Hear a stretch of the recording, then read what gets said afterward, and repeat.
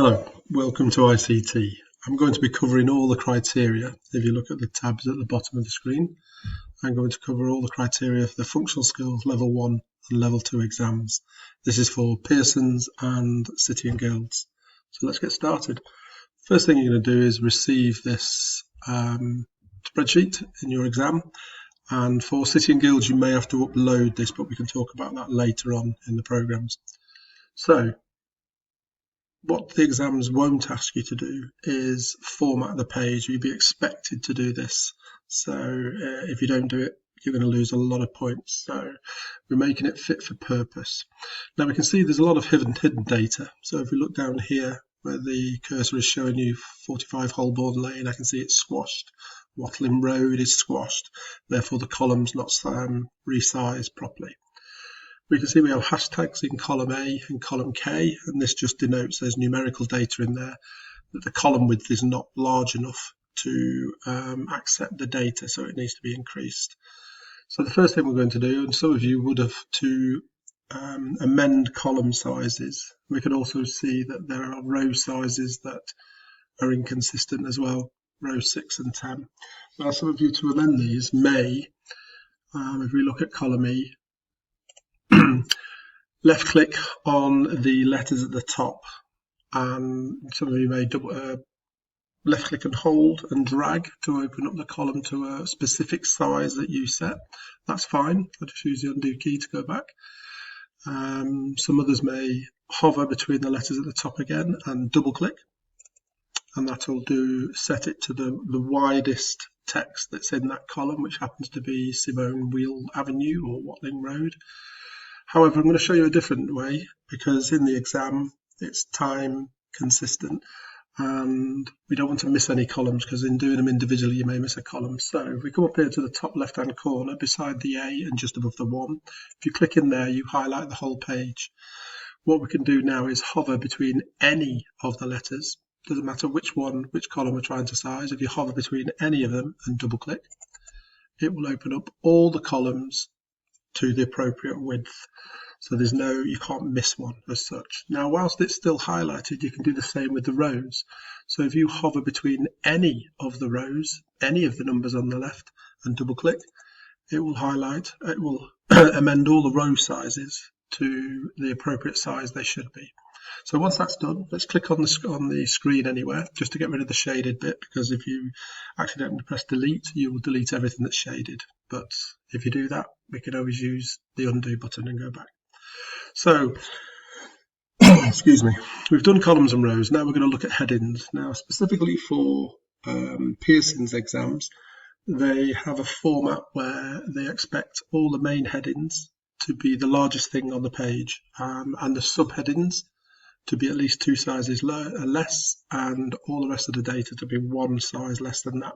So not wanting to teach you like robots, but if you go for a format where the main heading is size 14, so I'm just going to increase the font size there, and I can see that the text has gone over into 2 cells, so it looks like it's in both, but it's not actually. So if I click in A1, we can see that formatting is in there.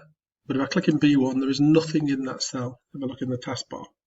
So what we need to do is merge and center this heading either across 2 cells to make it a supercell, or we can merge and center across the whole of the range. So firstly, I'm going to merge and center over 2 cells. I'm going to click into A1 and drag to AB. I'm going to press merge and center, and I can see I've made a supercell here with the heading, which is size 14 and Calibra. Now that's fine. So I'm now going to format the subheadings. I'm going to click into the center of A3, click and hold and drag. So I've highlighted all the subheadings. Now, as saying before, let's make these 2 sizes less. So I'm going to make these size 12, but whilst they're still highlighted, I'm going to bold them. And I can see, if I click off, I can see it starting to take shape. Now I can see that I've added some formatting to this, so it's started to squash some of the text in some of the columns, hasn't it? So again, we're going to go back to top left and resize the columns. I mean, you can do this at the end, or you can do it as you're going through. Double click, and I can see it starting to take shape. If I just go back to the main heading and increase that to bold, just so it stands out a bit. So we've got a main heading that's 14, we've got subheadings that are 12, and we now want to format the rest of the data to size 11. So we've got consistency going on. So I'm going to click into A4 and hold. I'm going to drag down to the last bit of text, which is K21.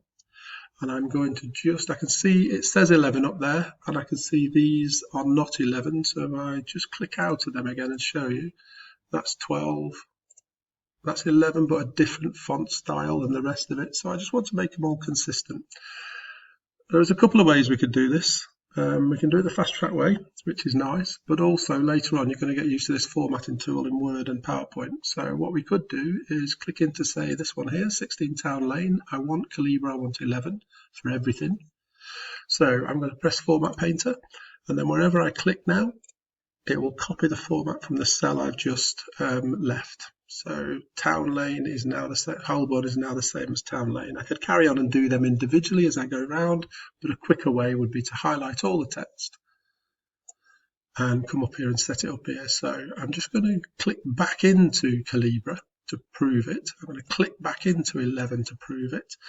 And then I'm going to click anywhere on the page to get rid of the graded bit. So I can see it's starting to take shape and it's looking quite professional now. So if you was in my classroom with my next students would know, I'd be getting quite excited now looking at this. So now we're going to look at cell formatting. So I can see that this column here is numerical data. So it should be formatted to currency with a pound sign and with or without decimal places. And I can see next to it is a date order column, but they've got different formats going on and they need to be consistent. So we'll deal with the cash value first. So I'm going to click and hold. So I highlight all the cash value. Try not to do it this way by clicking on the top and doing this, because you go off to infinity and you're formatting thousands of cells all the way down that you might not be using, and it could corrupt your data later on. So just highlight what you need to do, which is just this bit here. I'm going to show you two ways. I'm going to right click on there and I'm going to format the cells. It's a bit like breadcrumbs. You're following a track, aren't you? So once I've done it, what do I do next? I can look at this, format cells. So you shouldn't get lost as we're going along. So this box appears and we can see the categories, and I just choose the appropriate category really. So I can see it's cash value. I'm going to use currency. Do not use accounting. I'll show you why in a minute. I'm going to just use currency. So I'm in currency. I can see I need decimal places because I've got certain data with none, some with 1 decimal place, some with 2.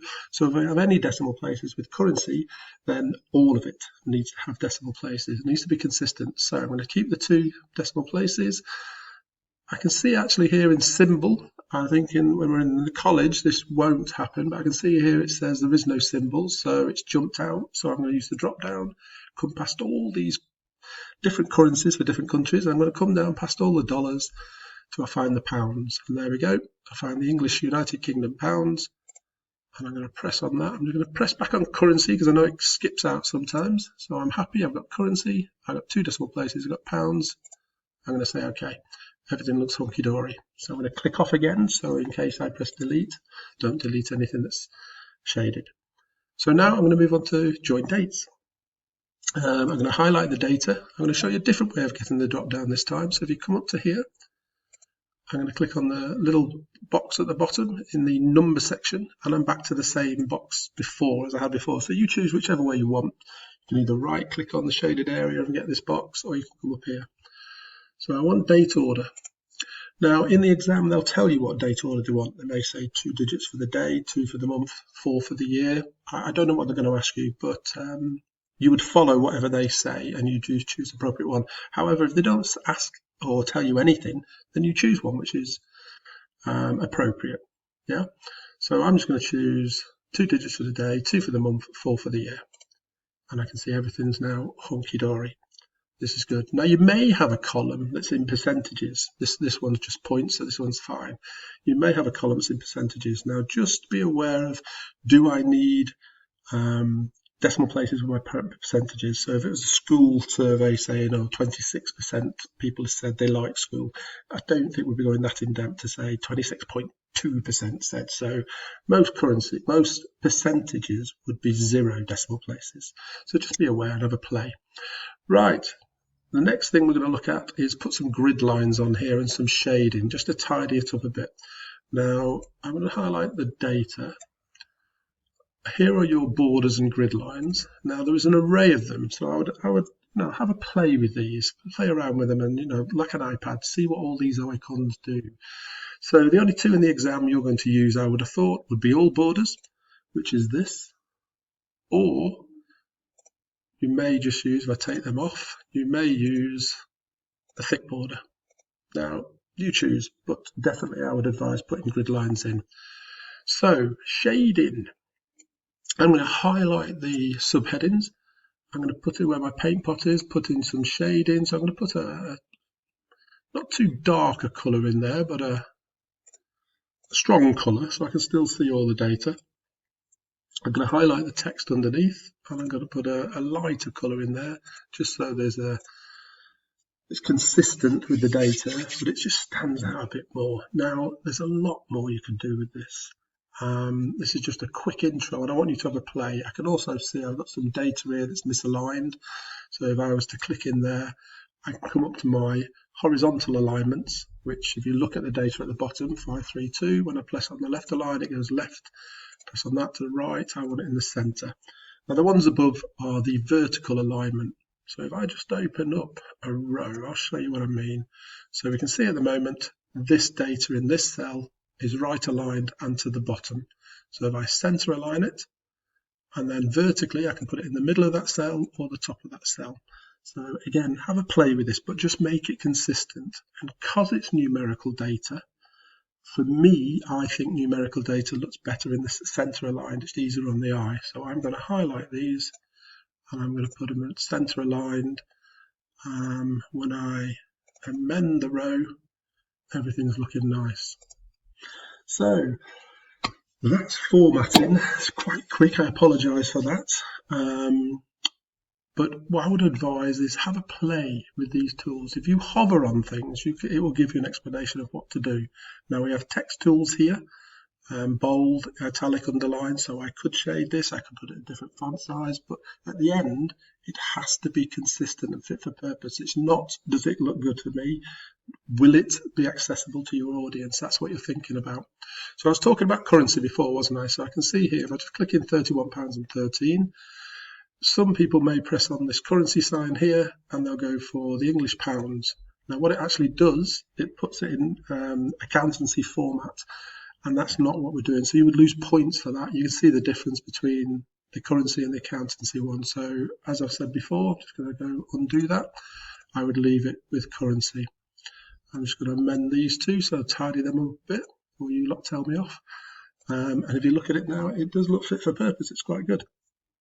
And that you are expected to do. They won't ask you to do, they expect you to do it. So before you do any questions or look at any questions, please sort this out. So the end of this, when you're uploading your software, be it a print screen or be it some software like this, then the Pearson's exams, they expect you to put in the footer. So you would go to insert and you would get your header and footer. They expect you, I'll just click on the go to footer, so I'm at the bottom of the page. They expect you to put in the footer 3 bits of information: your full name, your candidate number, and your centre ID. Now this is what they expect you to do. If you don't do this, that page will not get marked. I cannot stress that enough. You could do all this good work in here. Oh, just click off a minute, my apologies. I could do all this good work in here, and if I haven't put my information for the Pearson's exam in the footer, it won't get marked. City and Guilds, it's good practice to put your name in the footer, but you don't get penalised for it, but it's good practice to put your name in there. Right, next video we'll move on to is filters and sorting. If you have any issues, please send me your evidence so I can have a look at it and feed back appropriately. But if you have any any questions other than that, please email me. Look forward to you on filters and sorting. Thank you very much.